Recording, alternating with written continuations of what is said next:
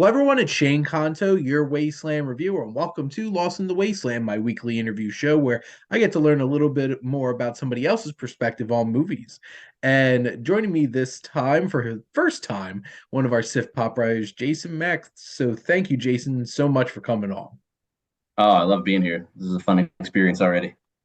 Well, there you go. Glad to hear. And before we get into our questions, would you like to shamelessly plug and tell everybody where they can find some of your work? Yeah, I'd say the biggest thing I would plug is SiftPop because my day-to-day work is for a local newspaper here that the subjects might not interest anyone. If there's Nice. anyone watching from Laredo, hello, check out our stuff on lmtonline.com. But otherwise, nix that, go to SiftPop.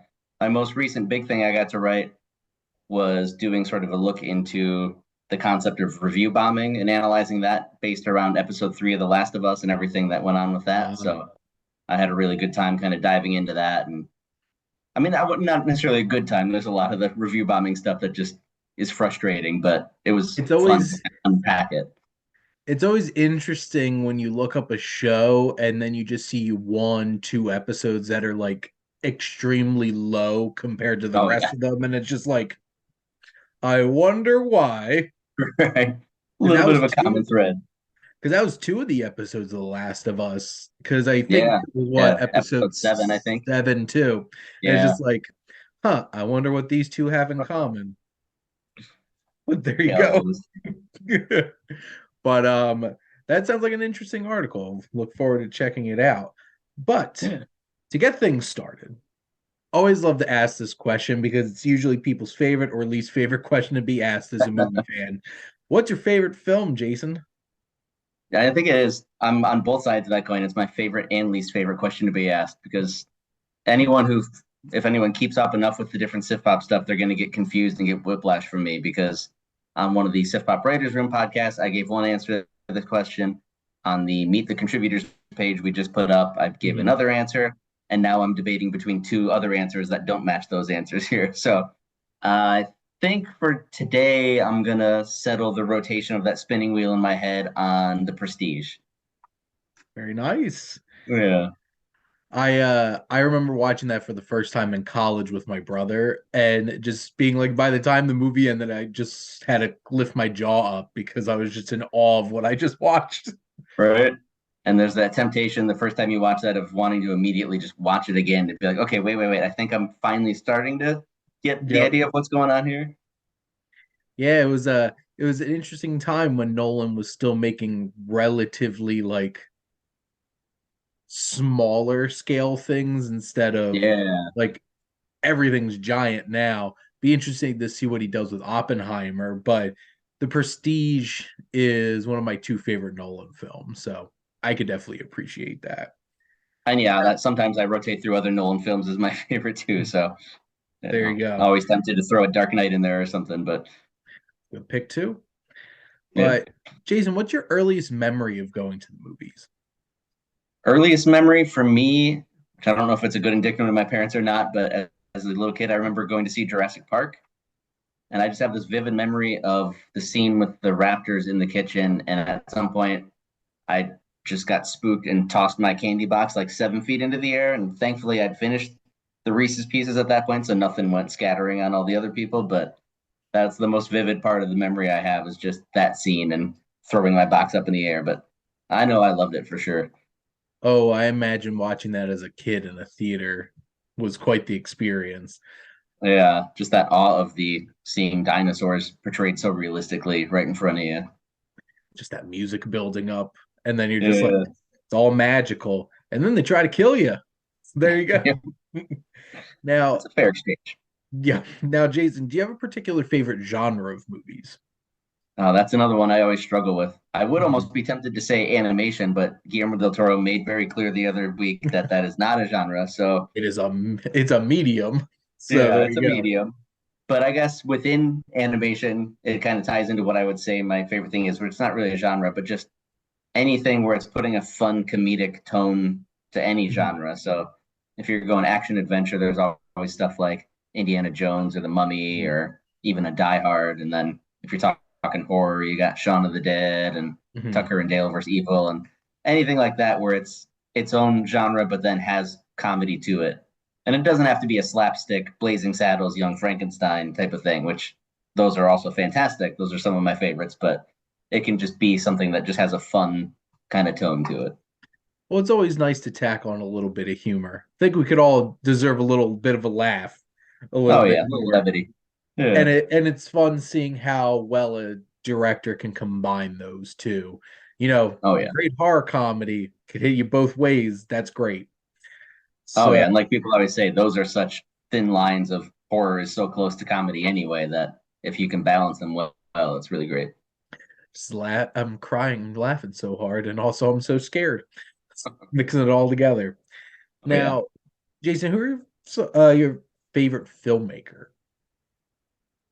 I think it's a theme here of every single question. It's like, oh, I'm so torn between a couple of things.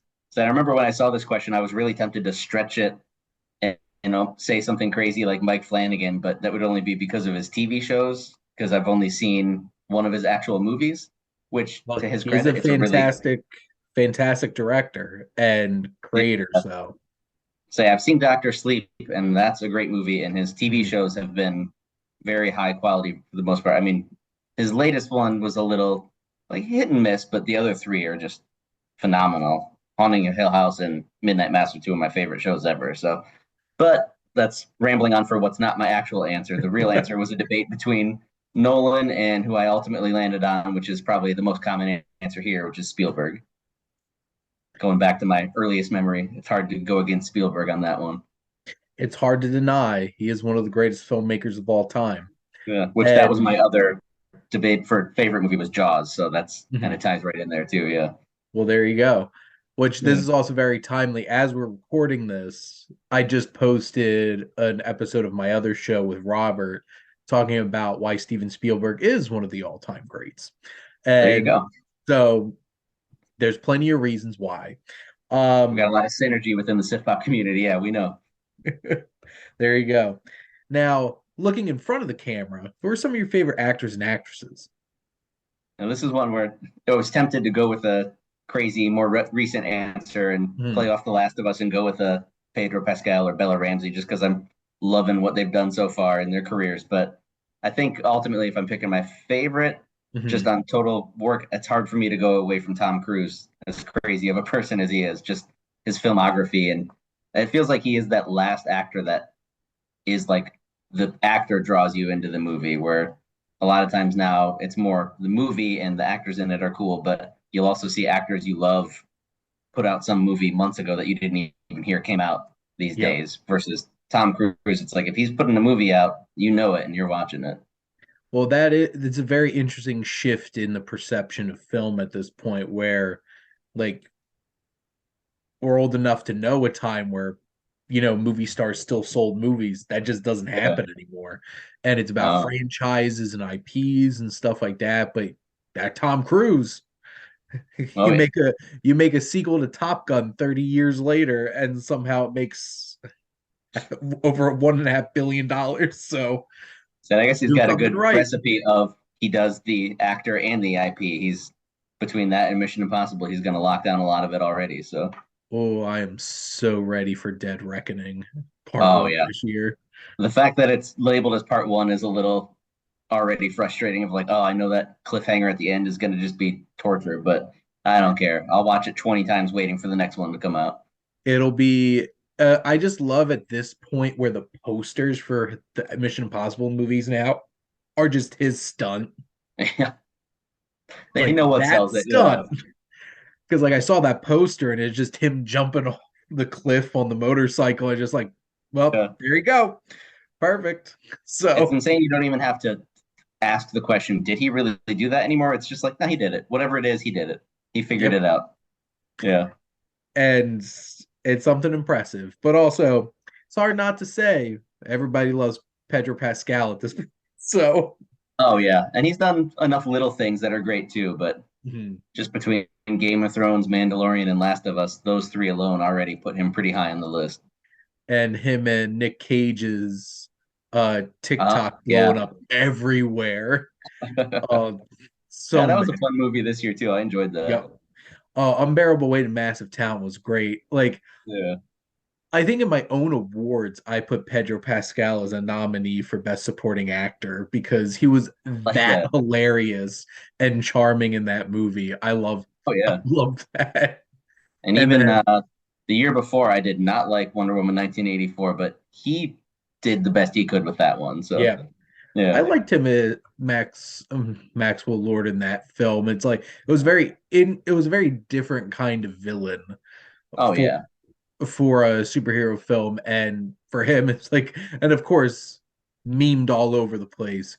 Oh It's yeah. good, but it could be better. Just everywhere. SNL and him did convince me that I need him as Super Mario.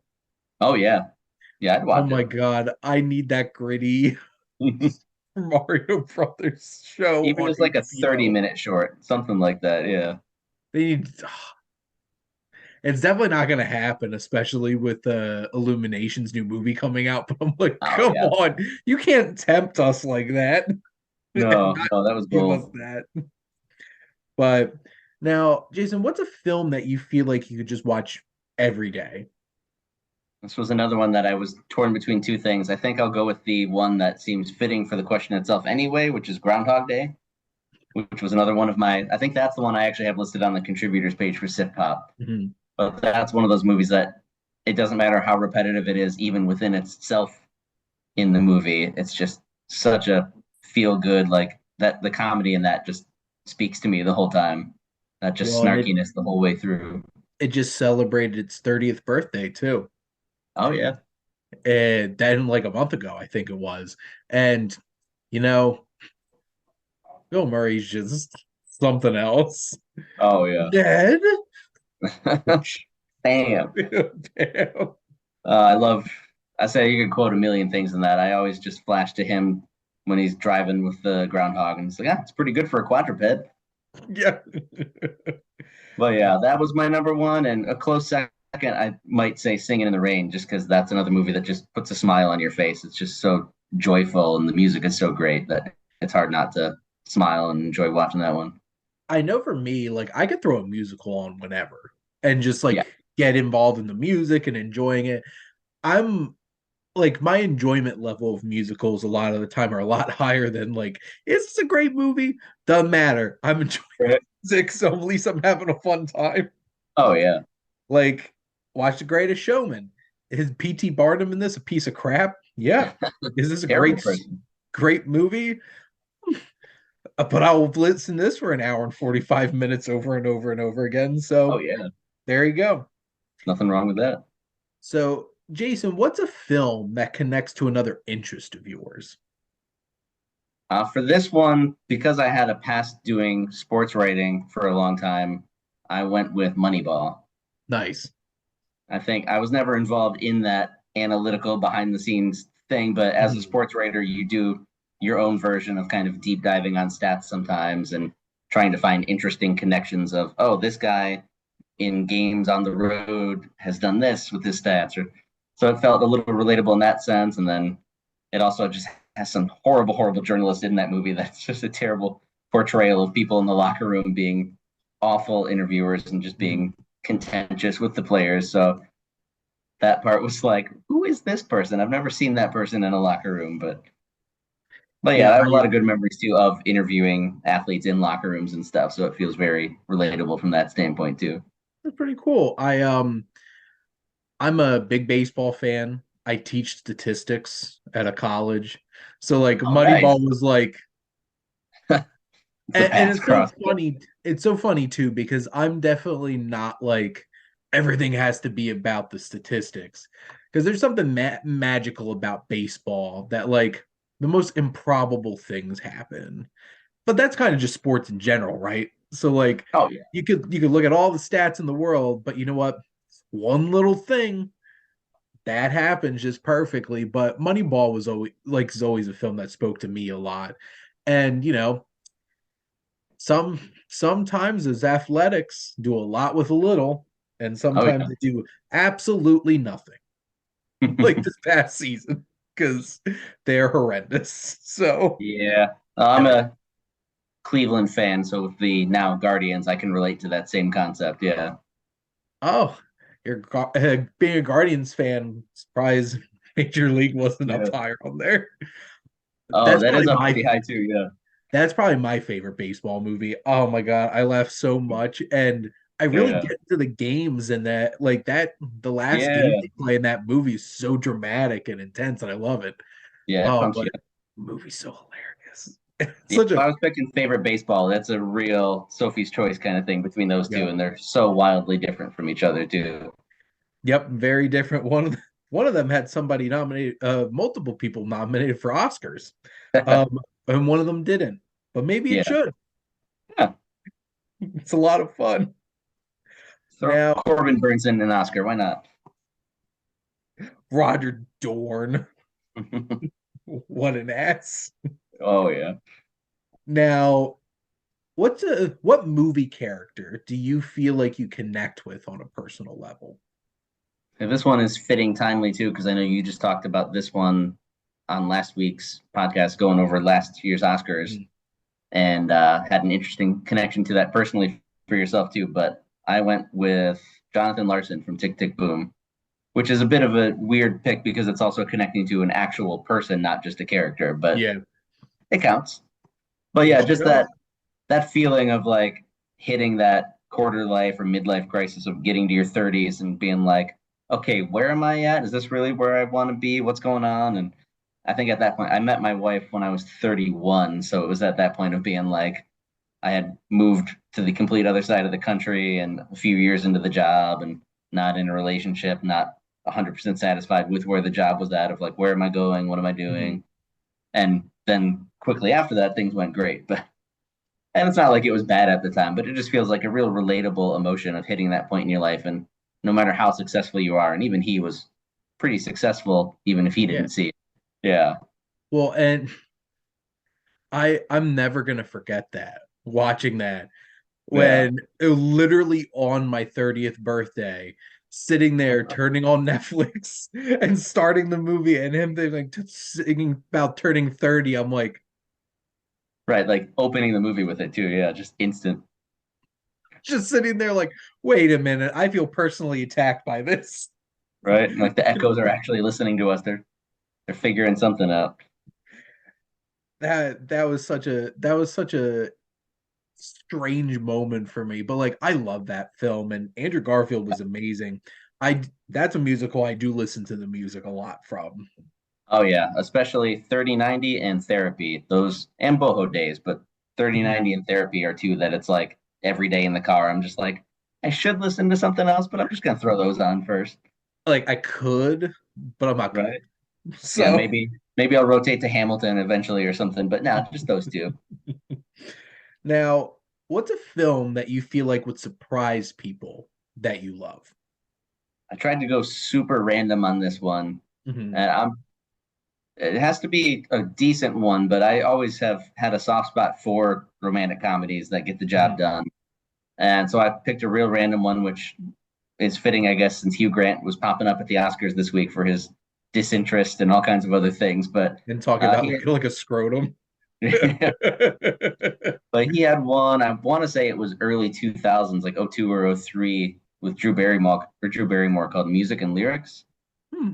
It's a very vague one, but it ties into that appreciation for musicals too, where it's this whole storyline where he's this flamed out '80s pop band guy, and it's like his partner that split off from the group went on to be this big Boy George kind of guy, and he just sort of faded into obscurity and became the middle-aged guy playing at state fairs and stuff like that. And then he gets tasked with writing this song for a pop star and cross paths with Drew Barrymore, and she's really good with lyrics, and he's great with music but terrible with lyrics. And Mhm. you can write the movie for yourself the rest of the way from there, but Yeah. they do such a genuine job of handling the music, and you get such a wide range because they show some of his old '80s pop music, and then they do some newer modern music, and then they have I forget the name of the actress. She's in Mission Impossible 4, but she's the one that gets kicked out the window in that movie. Haley something, whatever it is. She's in there playing the pop star that wants him to write the song for her, and she's just this kind of airhead and has these really over the Mhm. top crazy songs that are in like a Britney Spears kind of mold. So it just has so much enjoyable music, and a really good chemistry between Hugh and Drew. So fun movie, and yeah, a very random one that a lot of people might have never even heard of, let alone know that I would like. So Yeah, Haley Bennett. Haley Bennett, there we go. Yep.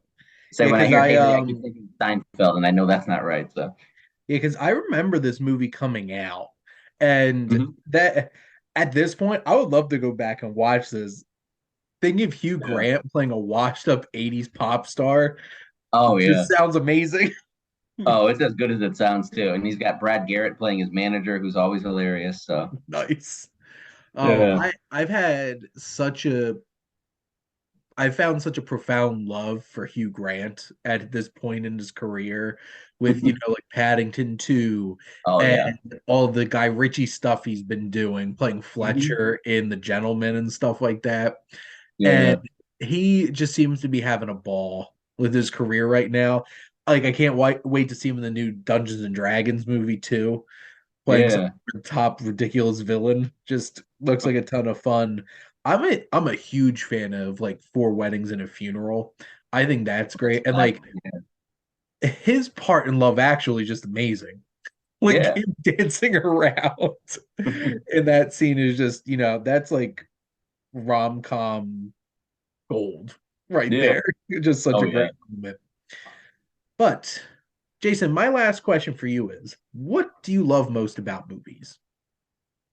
I think another answer that's probably a fairly common one, but just that escapism that you get with Mhm. movies and just sort of letting yourself go and diving into a story. And I'm someone who has a high level of empathy and really like gets tied into the stories quick. It Mhm. doesn't take much to pull me in and sucker me in and have me feeling whatever the characters are feeling, kind of thing. So I think just that being able to really dive in and let yourself go and just spend a couple hours in that other world. That's always a great thing. I also love to just get lost in a movie, Yeah. and it's a great feeling. Now, I always like to wrap up the show by having my guest ask me a question. So, what would you like to ask the Wasteland Reviewer? Just because it's stuck in my head from mentioning the couple movies earlier.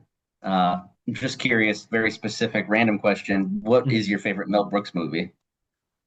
Oh, I love Mel Brooks so much. This is such a tough question.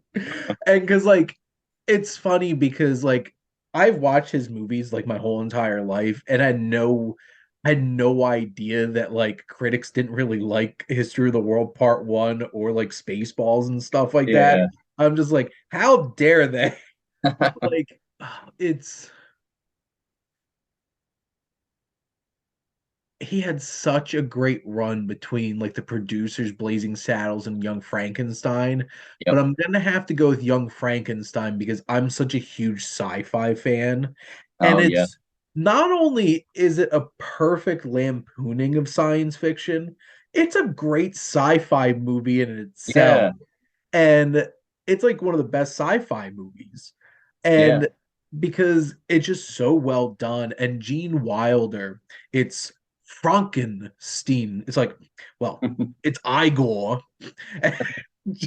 I I would be ashamed about how many times I work at a college and every time I see the class abnormal psychology on the course roster, I Abby can't Normal. help but be like Abby normal psych.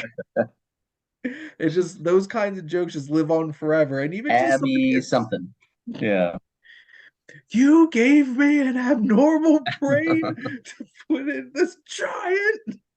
Yeah. Um, I think that's the right answer. Not that there is a right answer, but that's my debate always is between Young Frankenstein and Blazing Saddles. And I think Blazing Saddles has that little bit more heightened comedy, yep. but I think I always give the edge also to Young Frankenstein just because it sits so well as its own movie, like the best spoofs do. And Blazing Saddles does dive a little more into the absurd from time to time, which obviously Young Frankenstein does, but Yeah. it holds up well as just a Frankenstein movie. Well, and just like the dumb jokes of like Frau Bruca. And you just hear the horses screaming in the Yeah. background. And just well, and I feel like that has a stronger story because Yeah. like Blazing Saddles at times just feels like a bunch of skits thrown together. Um, Yeah. oh, honestly, a close second for me is The Producers. That It's a movie good choice. is nuts. Yeah, Gene Wilder and Zero Mostel, who I love. I love Zero Mostel, are such an amazing pair in that. But Kenneth Mars as the guy who wrote the screenplay, the play, yeah, is absolutely hilarious. And like I know Mel Brooks adapted it into a musical and then it got unadapted from a musical on Broadway into another movie. yeah. Like I love Will Ferrell, but like nothing, nothing on Not the Kenneth same. Mars Yeah. in that movie. No. Um, and oh my God, plays plays the actor who winds up playing Adolf Hitler in Springtime for Hitler. It's like Yeah. Goebbels, baby. And then Kenneth Mars just yelling from the audience, like, my no say baby. What does this baby? Oh man, now I just want to watch. I'm sitting here. I have my collection of Mel Brooks somewhere over here. I'm just gonna like Right. popping them all in. There you Yeah, go. now I'm tempted to go do a marathon for sure. And yeah, But now I'm rethinking of like, should I have considered Gene Wilder for favorite actor? Because we just lifted up so many great movies of his too.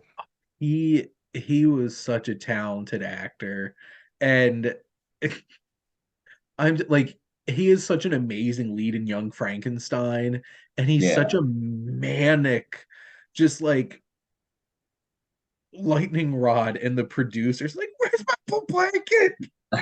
Him just like freaking out, and he's so cool in Blazing Saddles, where it's Yeah. just like, and it's just like, And then he kind of combines those mentalities in Willy Wonka because it's sort of he's kind of calm and cool, but also manic and insane behind the eyes. So a little bit of all of it. he I think one of my favorite things ever done to a movie trailer was when they turned the Willy Wonka movie trailer into a serial killer movie. Oh yeah. It is It's not far off. uncomfortably Yeah. accurate. Oh yeah. Yeah. If you reframe it that way, you're like, no, they are killing a bunch of kids pretty you try to tell yourself when you watch it as a kid, like, oh, he goes through the tube and then he pops out the other side and they're fine. And it's like, no. No, probably all dead. Which it is interesting in Charlie and the Chocolate Factory with Johnny Depp, they show all the kids leaving. And I'm like, Yeah. oh, so maybe they did survive. And I don't I felt like that one with Johnny Depp and how creepy the Oompa Loompas were. They were like, if we don't show the kids leaving, they're gonna assume it was a violent end to these kids. So we have to just lighten the tension a little bit. Yeah. Just a little bit. But Yeah. Jason, this was a lot of fun. Thank you so much for coming on. Oh, my pleasure. I had a good time. And thank all of you out there for always tuning in and supporting your Wasteland Reviewer.